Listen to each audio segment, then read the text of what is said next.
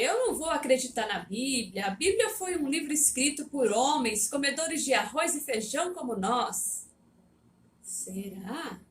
Se você já ouviu essa declaração, ou se você já falou isso, você acredita dessa forma, fique conosco nesse vídeo, porque hoje nós estamos no quarto episódio da nossa série A Bíblia, um presente de Deus. É uma série feita pelo projeto Bons Frutos para trazer mais e mais conhecimento sobre as Sagradas Escrituras, porque no próximo domingo estaremos comemorando o Dia da Bíblia, a Palavra de Deus. E nesse quarto episódio, nós estaremos falando sobre a infabilidade e a inspiração das Escrituras. O que vem a ser essas palavras? Inspiração. Nós dizemos que a Bíblia ela é inspirada por Deus. Foi o Senhor Deus que inspirou as Sagradas Escrituras. A palavra inspiração vem do verbo inspirar, respirar. O próprio Deus deu a respiração, deu a inspiração aos homens que escreveram a Bíblia. É lógico que a Bíblia foi escrita por homens, né? Ela foi escrita por homens, mas não foram homens comuns, foram homens inspirados por Deus, que receberam de Deus essa revelação. Tanto é que isso é comprovado dentro das Sagradas Escrituras, dentro dos textos bíblicos e dentro de todos os acontecimentos da história que aconteceram desde o primeiro dia que ela começou a ser escrita. E esses acontecimentos foram se desenrolando de uma forma maravilhosa, comprovando que tudo aquilo que estava escrito ali não foi somente palavra humana, aquilo ali é palavra divina. Toda a escritura é palavra divina. Eu vou ler para vocês um texto que está aqui na Bíblia Sagrada, em 2 Timóteo, no capítulo 3, versículo 16, que diz assim: toda escritura é divinamente inspirada e proveitosa para ensinar, para redarguir, para corrigir, para instruir em justiça. E o versículo 17 diz assim: para que o homem de Deus seja perfeito e perfeitamente instruído para toda boa obra. Então, nós estudamos no vídeo passado que a Bíblia ela tem também um propósito de nos instruir como que nós seremos, como que nós devemos andar, como que nós devemos agir, como que nós devemos viver aqui nessa terra. Então, a Bíblia foi inspirada por Deus e toda ela foi inspirada e proveitosa para ensinar, para redarguir, para instruir, para que o homem venha crescer em justiça, até a estatura de varão perfeito, até ficarmos parecidos com o Senhor Jesus. Esse é um dos propósitos da Bíblia e ela foi inspirada por Deus. Durante muito tempo, algumas pessoas achavam que Deus havia feito um ditado, né? Que Deus ditou ali para aqueles homens e eles começaram a escrever a Bíblia. Mas nós acreditamos que isso foi feito de uma forma assim muito natural. Demorou aí um período de mais de 1500 anos, como nós estamos falando nesses vídeos, escrita por mais de 40 autores, mas de uma forma muito natural. Ali na convivência deles, no momento que eles estavam ali, no seu dia a dia, no seu cotidiano, com as suas rotinas. Isso está tudo muito bem detalhado nas escrituras, a forma que eles escreveram. No vídeo passado nós estudamos a divisão da Bíblia e nós vemos que a Bíblia tem várias formas literárias. Então, Deus preservou isso, o dom de cada homem que escreveu a Bíblia, de cada pessoa que escreveu a Bíblia. O salmista Davi, ele era um cantor, ele era um tocador, ele tocava harpa e ele fazia suas músicas, e grande parte do livro de Salmos foi escrito por ele com a sua composição musical, né? Nós temos ali vários homens que eram poetas, temos homens que eram profetas, temos homens que somente escreveram cartas, como o apóstolo Paulo, mas na carta do apóstolo Paulo ele faz perguntas e ele mesmo responde, ele faz perguntas ali como se a igreja estivesse fazendo aquelas perguntas para ele responder. Isso é uma forma que ele tinha de escrever as suas cartas, né?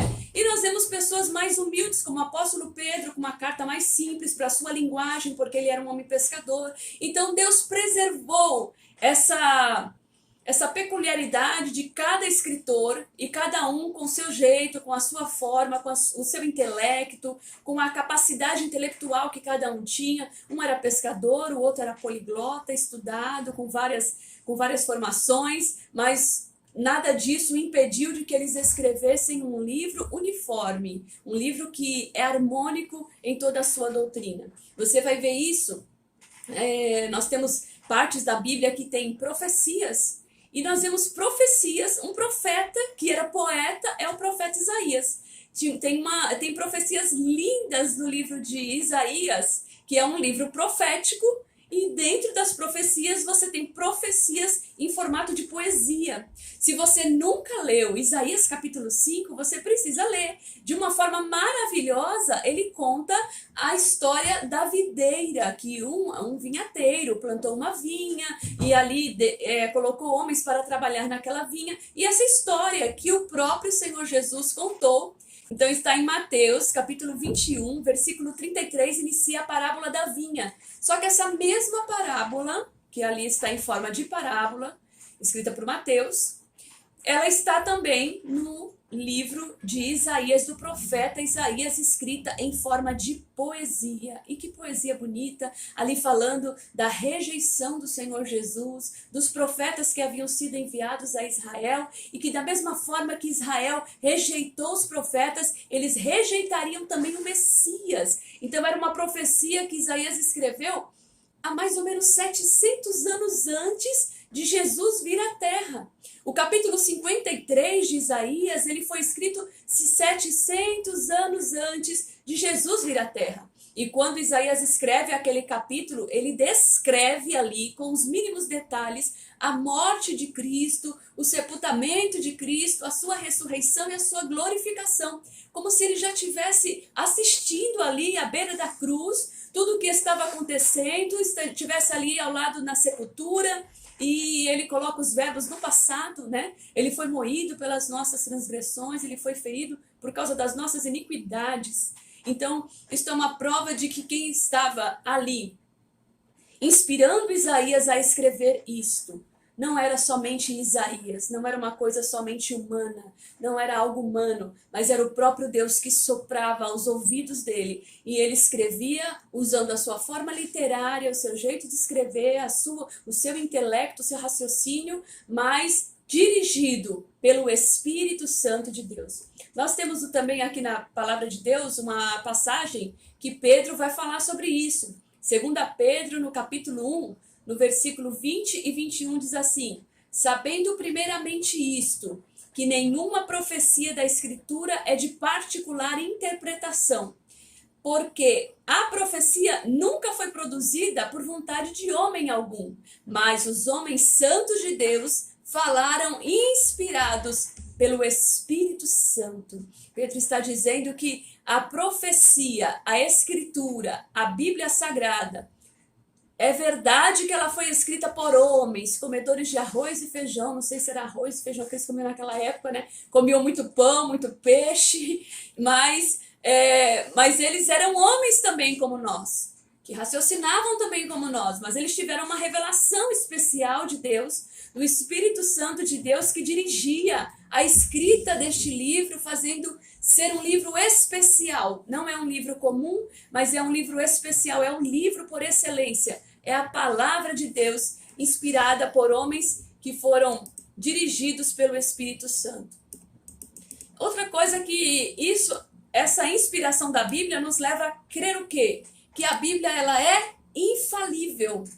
A Bíblia ela é infalível e inerrante. O que são essas duas palavras? Inerrante quer dizer que ela não contém erros. Não há erros nas Escrituras. É lógico que depois de muitas traduções, muitas cópias que foram feitas da Bíblia, às vezes nós encontramos alguns erros de interpretação. Para traduzir de uma língua para outra, talvez aquela palavra não encaixe naquela outra língua e é usada uma outra palavra que causa erro de interpretação. Mas se você for pesquisar os seus originais, porque nós já falamos aqui que a Bíblia é um livro ainda o mais atestado pela arqueologia. Existem muitos livros na história da humanidade, mas nenhum outro livro foi tão atestado pela arqueologia do que a Bíblia.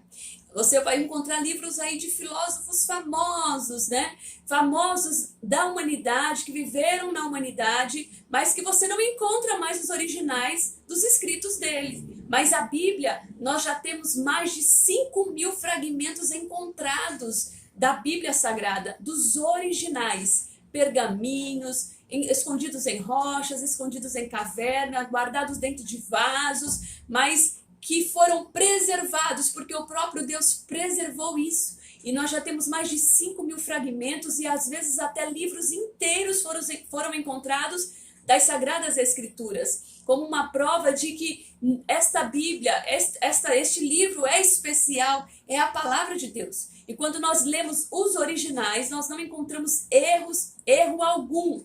Isto quer dizer que Deus não erra.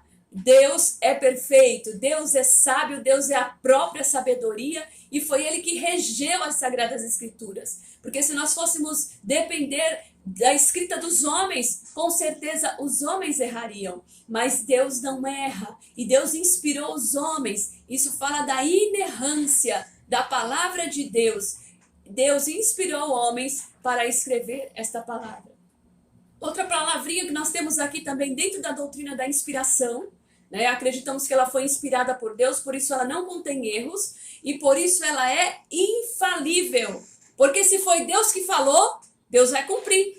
Nós já falamos aqui aquele texto de Mateus: passarão os céus e a terra, mas a minha palavra não há de passar. Se foi Deus que falou, se a palavra é de Deus, então a palavra deverá se cumprir. Uma prova de que o profeta realmente era de Deus está escrito lá no livro de Ezequiel, também no livro de Deuteronômios. O Senhor falou: olha, se alguém aqui profetizar e a profecia se cumprir, é porque esse profeta falou por mim, falou da minha parte. Agora, se a profecia não se cumprir, é mais um homem aí que está falando asneiras, né? Falando de si mesmo, dizendo que foi Deus que falou. Mas a profecia de Deus, a palavra de Deus, ela é infalível, ela se cumpre infalivelmente. Por isso que nós falamos da infabilidade das Escrituras. Nós vamos ter aqui um texto em Mateus, capítulo 1, versículo 22, uma prova da infabilidade das Escrituras está no Evangelho de Mateus. Em todos os evangelhos, quando eles começaram a falar sobre a biografia de Jesus, sobre a vida de Jesus, Jesus estava ali, estava acontecendo ali naquele momento, na vinda do Messias, tudo que havia sido predito no Antigo Testamento.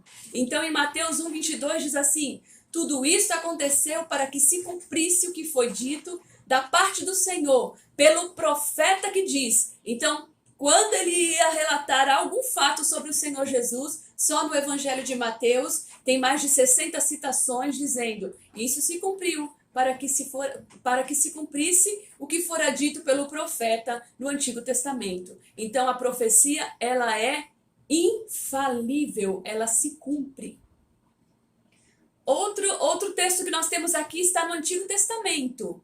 Daniel, no capítulo 9, no versículo 2, você pode acompanhar aí na sua Bíblia, está escrito assim: no primeiro ano do seu reinado, eu, Daniel, entendi pelos livros que o número dos anos de que falara o Senhor ao profeta Jeremias, em que haviam de se cumprir as desolações de Jerusalém, era de 70 anos.